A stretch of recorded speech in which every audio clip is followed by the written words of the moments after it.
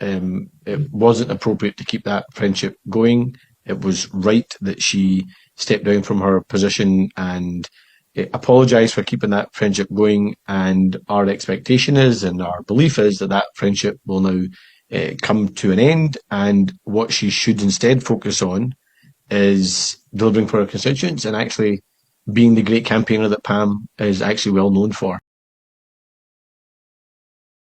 Look at the details of that individual story. Pam has already accepted her error of judgment in maintaining a friendship with this individual, and as you know, she is not a candidate come the election in May. How can a former education spokesperson maintain any sort of standing in Parliament, though, even if she's not in your shadow cabinet?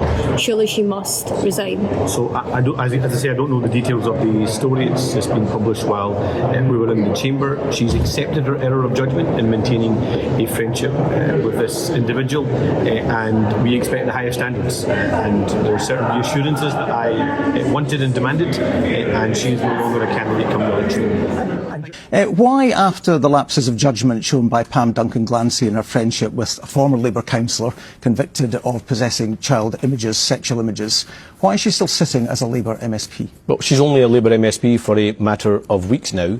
She made a serious error of judgment.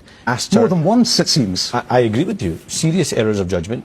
And I was not satisfied in the answers or the actions that she is now taking, or the commitment she's now willing to make, and therefore she is not going to be a candidate come the next election. I think it's a serious error of judgment. Well, this is the woman that you would have made Education Secretary, who was still friends with a convicted which is why paedophile. she's no longer Shadow Education Secretary. It's why she's no longer a candidate going into the election. But why is she a Labour MSP? She's a Labour MSP for a matter of weeks, because we are going into an election where she is not going to be a candidate. But is that good enough?